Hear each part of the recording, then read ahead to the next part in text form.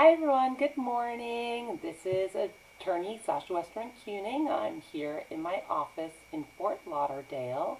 I hope everyone is home safely right now.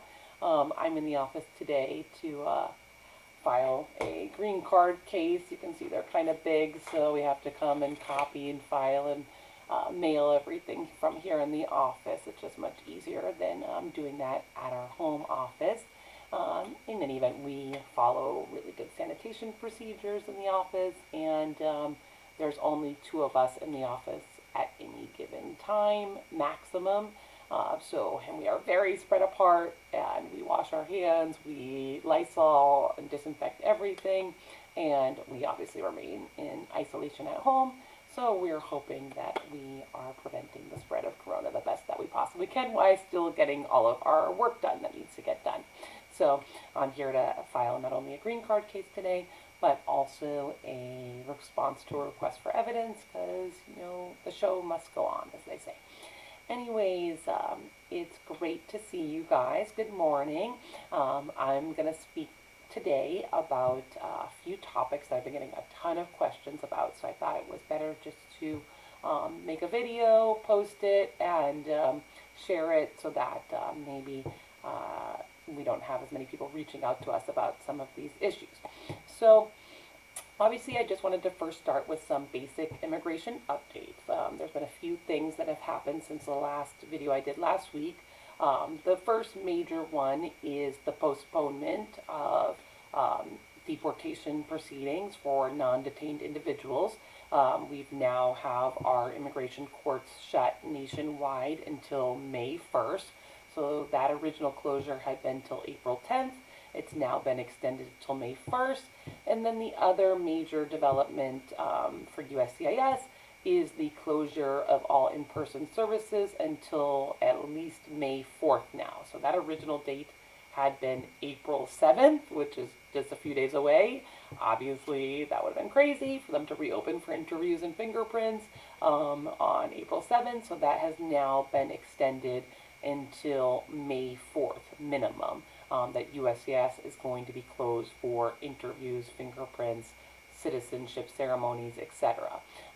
They will obviously continue to be operational, and they are deciding cases. They are sending letters every day. We've gotten, this week and last week, I think we got 5 approval notices on various types of cases. Gotten a few requests for evidences, so we know they're working diligently on the cases without doing any in-person services. So that's the major updates for both the immigration courts and USCIS on their extended closures. Now, the U.S. consulates worldwide are closed, and they have given no dates for reopening. So that's a big question mark. Who knows when the consul will reopen?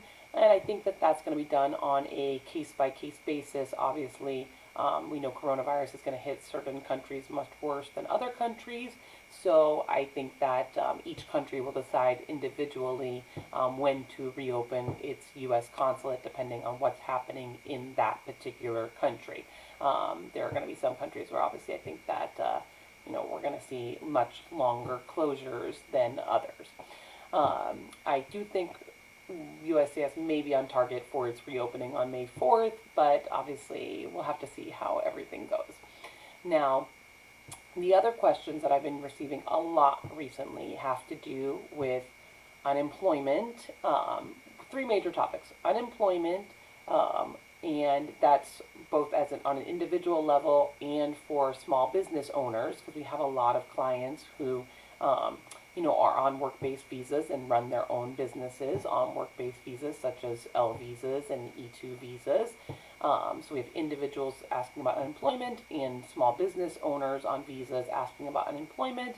And then the other question has been about stimulus checks under the CARES Act, as they call it.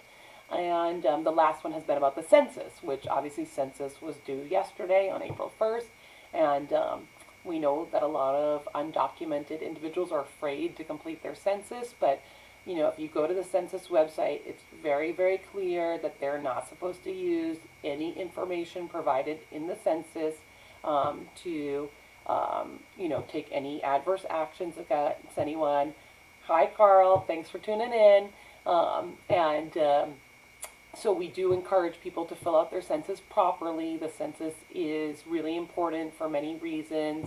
It's how we count the U.S. representatives for each congressional district, how many are allotted, among various other things such as funding for certain regions and districts. So, you know, undocumented people are people, and so we want you to be counted in the census because, your children are going to school here, you're using police services, fire services, and we need to make sure that, funds are allocated for each individual in the population. So please don't be afraid to fill out your census, even if you're undocumented. Like I said, I can post a link here in the chat to the census website that, says 100% that they will not use any of that information to take adverse action against anybody that's not a U.S. citizen or resident. And so please do your census.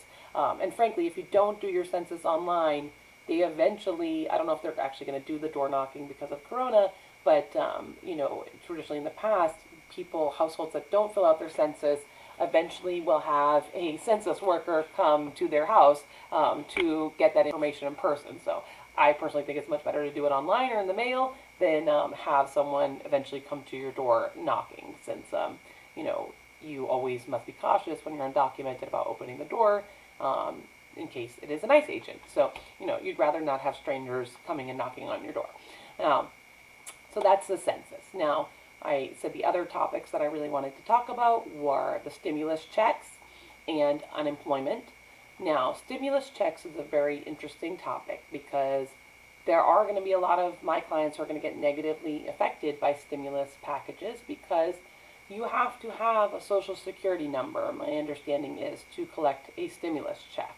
And so there are a lot of people who pay into the tax system under what we call a individual tax ID number, an ITIN number, and they are saying that ITIN numbers are not going to be good enough for stimulus checks, and that individuals who have tax returns that are what we call mixed families, meaning that one person has a social security number and one person has a tax ID number, that if you are in a mixed tax return, that nobody will qualify for a stimulus check. So that's a real hit to a lot of people who are in mixed families. That usually happens when, for example, a U.S. citizen is married to someone who has not yet completed their green card processing yet, for whatever reason, a legal entry across the border or a criminal record that's going to prevent them from getting their green card easily.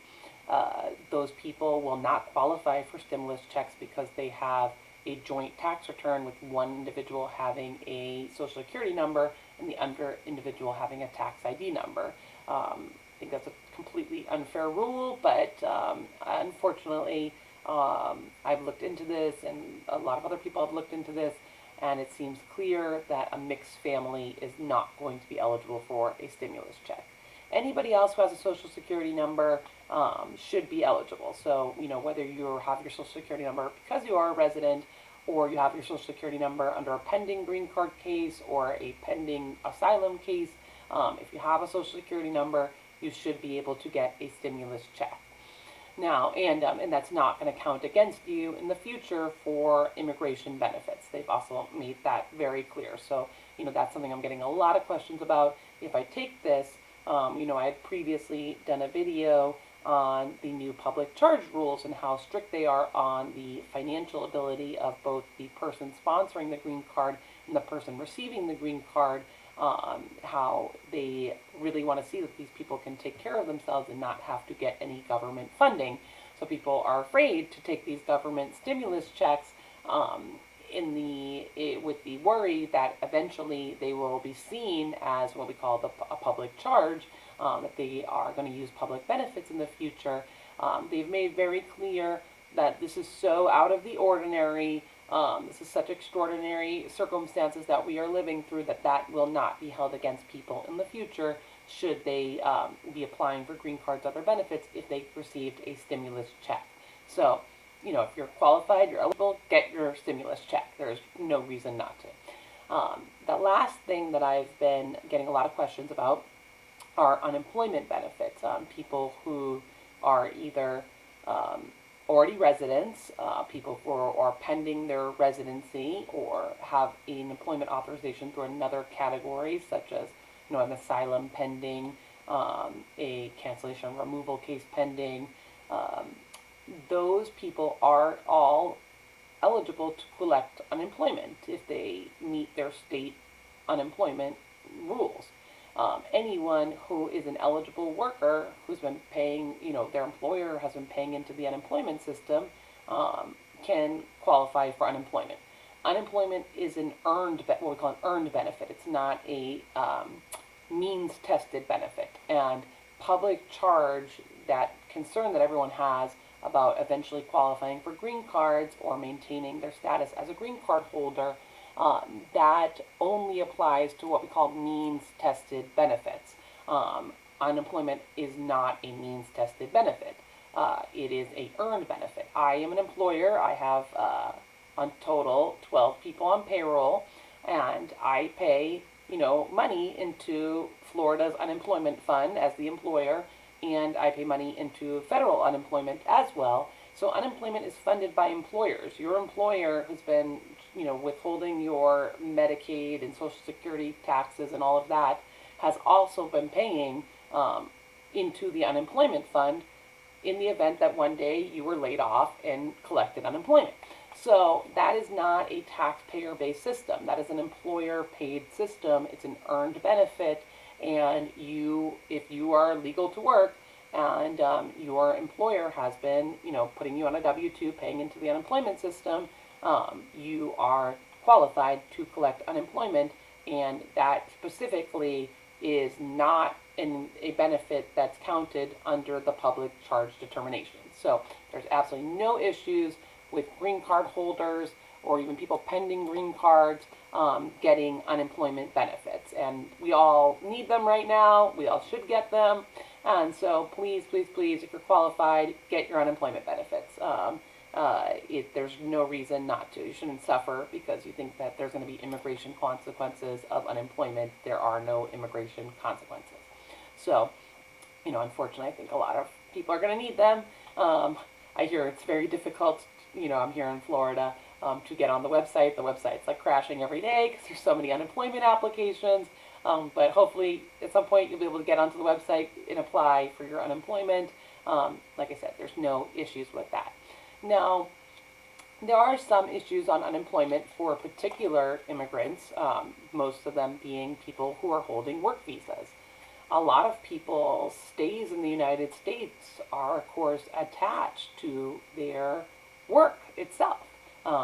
This would mostly be people, for example, who are on H-1B visas, who are professional workers in the United States, people who are on L-1 visas, who have been transferred from one branch of their company abroad into the branch in the United States.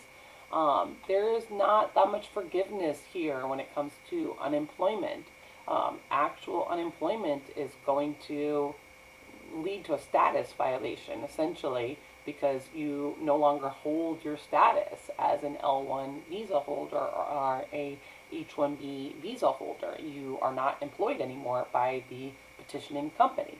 So those people are going to have big problems. And if you are think you're going to get laid off from your H-1B or your L employment, you really should have a consult with either myself or any other qualified immigration lawyer to see what your options may be in what we call certain grace periods. But the law, unfortunately, has been very clear that, this can lead to a status violation depending on how you are characterized. Some people will be furloughed, which means they're not actually unemployed. They're just not receiving payment right now, and they're kind of like on hold. If you're furloughed, you may be okay because you're technically not unemployed, but it depends on how your company structures that layoff, if you want to say it like that, or that temporary period of not physically working. The other one we're seeing questions about are E2 visa holders. Many E2 visa holders are investors in a company that they own and also employees of that company. This was a big discussion yesterday in a thread of immigration lawyers that I'm in, about can an E2 visa holder ask for unemployment. And I won't lie, I mean, the answers were all over the board. There was not a consensus on this topic. I happen to fall in probably the more conservative side of E2 visa holders should not be asking for unemployment. And the reason I believe that is that one of the requirements for an E2 visa is that you sign a statement saying that if your company that you're opening and investing into, if it closes down or it ceases to operate, that you will depart the United States. The visa is dependent on the operation of your business in the United States. So, by definition, if you go and apply for unemployment, you are saying that you are no longer employed and that that business is not operating anymore. Um, and I feel like on a renewal process on an E2, that could definitely become an issue that you fell out of status on an E2 because your business ceased to continue to operate. And as of now, there's been no guidance officially from immigration about will there be any exceptions to these general rules. And so I'm operating on the premises that there will not be exceptions. They have not been gracious really at all throughout this. I mean, to a certain degree, but not really. So I'm going with the assumption that all rules apply and that you have to, give advice based on the current rules, not assuming that there will be flexibility or forgiveness in the future on any of these issues. Because I think that's the safest course of action. I think the best example, kind of showing their inflexibility with some of all of this, is their policy on extensions of status right now. So the biggest example of this is people, mainly from Europe, but there's also some other countries who have what we call the visa waiver program. They don't need a visa to come visit the United States. They can just, do an online registration and come right to the U.S. We call that the ESTA program. So obviously most countries in Europe have that visa waiver. Australia's a visa waiver country. South Korea, Taiwan, all have visa waiver and can come to the U.S. without a visitor's visa. Those people only get a 90-day stay in the United States, and usually you cannot extend or change status. There's an emergency provision in the law which allows for a maximum 30-day extension of those 90 days, and we just got new guidance on how to apply for these extensions through Customs and Border Patrol. And their guidance is very specific. I mean, it says you must apply with proof that your flight has been canceled to the home country and that there is no other flight, direct or indirect, to your home country. Or you can show that the borders of your home country have been completely closed so that there is no way to return. So, we have a lot of people that it's not so much that they have had flight cancellations, but they could get another flight. They exist, but they don't want to fly under the current circumstances, which I think is completely natural and reasonable. But the reality is immigration will not give that extension because if there is a flight available, their position is you must depart the United States timely and take that flight. So like I said, they're having some flexibility, but it's very, very small. The only other type of person they're having any flexibility with is, if you can go down there and show severe immunocompromised condition, even if their flight's available, they may, on a case-by-case basis, give you that extension. So, people are assuming, I don't want to fly because I'm nervous about flying, but they can just stay here and get an extension granted. That's not the case. They may or may not grant those extensions on a case-by-case basis. If there are flights available, their position is you should get on a flight and go home. So, like I said, I'm of the opinion that they're not going to be that gracious on these issues, that we have to assume that they will take hardline stances on a lot of them, and I'm giving my advice based on assuming that there will be, unless they publicize something otherwise, will not be any flexibility in some of our general immigration rules when it comes to employment status being tied to your visa itself. Now, they have been more flexible on student visas. Obviously, there's a lot of students in the U.S. and all universities are pretty much closed now and moving to online learning. We had regulations which had a maximum of how much a foreign student could do online learning. There was like a number of credit hours maximum that they could do. They've basically been completely flexible with that. I mean, they have to. It doesn't matter whether I'm going to Harvard or I'm going to Miami-Dade College. All of it's complete online learning right now. So they are flexible, and they've even said that you can maintain your student status even if you're doing your online learning outside of the United States now, because a lot of those university students have been kicked out of their campuses, and a lot of them have chose to go home to be with their families during all of this, but are continuing to study. Like if I'm in the middle of my semester at Harvard, I'm not going to like stop going to Harvard. So they are, I may have gone back to China to be with my family during the outbreak, but I'm continuing to maintain my student status even though I'm outside of the United States, which normally does not happen because I'm doing my online learning outside of the United States. So that they've been actually very flexible with. So it's strange that we're seeing certain categories of people getting a lot of flexibility and other categories not getting much flexibility at all. I think obviously there's a lot of pressure, especially from these top-notch universities, which have a ton of foreign students in them, to make sure that the students are unaffected by these changes. So, like I said, there's been some flexibility in certain arenas, very little flexibility in other arenas. We just have to keep seeing day by day what continues to happen. And the other question now that I've been seeing a lot of is, if I, for example, am here on an L1 visa as a executive of a branch of my company that I opened here, am I qualified for some of these small business loans that are out there? Again, these things are so new that I've had conflicting answers from different accountants and employment lawyers, and it also seems like they may have changed some of the rules like midstream. But for now, it appears that there are certain types of business loans that foreign nationals can qualify for if they're running a business here, and there are certain ones that they're not going to qualify for. One of the very good programs that the government has just announced is something called the Paycheck Protection Program, PPP. And the Paycheck Protection Program is, for small businesses. It's going to give them a loan that's going to get forgiven to continue to run payroll and keep their employees employed. This is a great rule to try to make sure that people stay employed, because you have to remember, it's not just about employment, it's about health insurance. And there's so many people that if they're unemployed, they are no longer going to have health insurance. And having a massive millions and millions of people getting laid off and losing health insurance would be like the worst thing that could happen right now. So I actually think they're doing the Paycheck Protection Program even more so to protect health insurance benefits than even paychecks themselves. Because you could just give everyone that money through unemployment, but the better thing, hi Alva, the better thing to do is, keep them employed with their employers so that they continue to have health insurance benefits as well. So I think that's actually the idea behind the Paycheck Protection Program. Now, that application is very clear that the business owners have to be U.S. citizens or residents.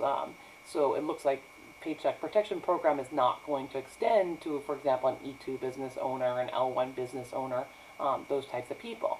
Now, there's also small business loans through each state, and just general small business loans that look like they do apply to qualified aliens, and a qualified alien would include, I know it's a funny term, alien, but that's actually still the legal term that we use. If you may have noticed, if you've gone through this processing, like a lot of the documents ask for your alien number and things like that.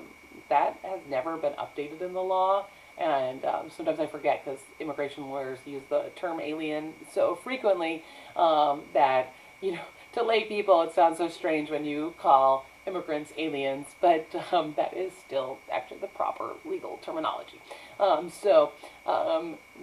term is used, hey Yuri, Sergey, how you guys doing? I'm going to call you soon, later this afternoon, okay? anyways, I was just saying that qualified aliens, that's a term of art under the tax code and under Social Security laws that we use to talk about who's eligible for certain benefits in the United States and who's not. E2 business holders, L1 business holders should all be qualified aliens under those laws and be able to apply for some of those general small business loans.